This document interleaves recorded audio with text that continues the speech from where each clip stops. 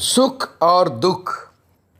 सुख काल में जो सुख के चले जाने की विस्मृति होती है, उसी से दुख आता है।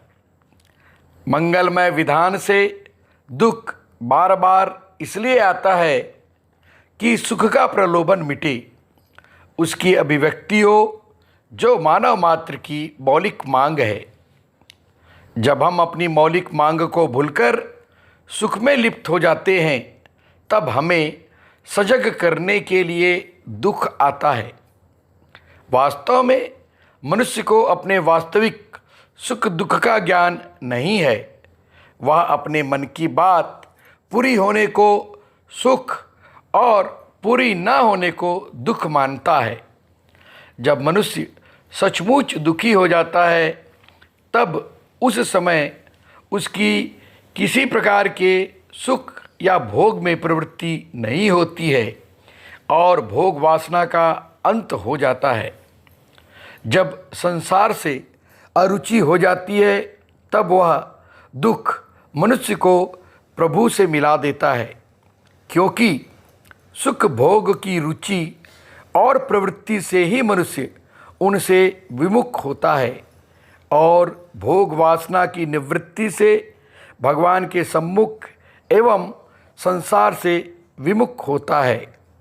कोई भी बुराई किसी के जीवन में से उस समय तक नहीं निकल पाती जब तक कि बुराई जनित वेदना की मात्रा बुराई जनित सुख लोलुपता से अधिक ना बढ़ जावे। जिस समय आप अपनी भूल से पीड़ित होंगे, भूल जनित सुख लोलुपता का नाश होगा, और जब भूल जनित सुख लोलुपता का नाश हो जाएगा, तब भूल स्वतः पुनः उत्पन्न नहीं होगी। हम संसार को असत्य और दुखद जानकर भी उसका त्याग और भगवान को अपना तथा सुख धाम मानकर भी उनसे प्रेम नहीं कर पाते। इसका एकमात्र कारण यही है कि हम संसार से सुख की आशा करते रहते हैं एवं उस सर्वसमर्थ प्रभु को सरल हृदय से अपना नहीं मान सकते। जो दूसरे प्राणियों या पदार्थों को अपने सुख और दुख का हेतु मानता है, उसका सब प्रकार से पतन होना निश्चित है, क्योंकि जिस प्राणी या पदार्थ को वह अपने सुख में हेतु मानता है, उसमें उसका राग हो जाता है, और जिसको दुख का हेतु मानता है, उसमें उसका द्वेष हो जाता है।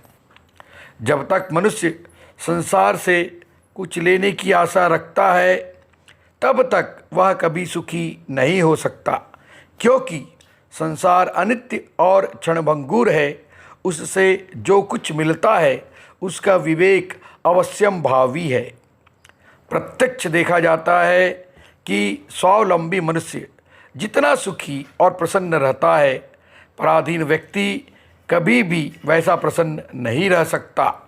मनुष्य अज्ञान से ऐसा मान लेता है कि मुझे बड़ा भारी अधिकार मिलने या बहुत सी संपत्ति मिलने से मैं सुखी हो जाऊंगा, परंतु जैसे जैसे वैभव बढ़ता है, वैसे ही वैसे उसके जीवन में पराधीनता, भय, रोग, भोगासक्ति और कठोरता आदि बढ़ते जाते हैं, जो प्रत्यक्ष में ही दुख के कारण हैं।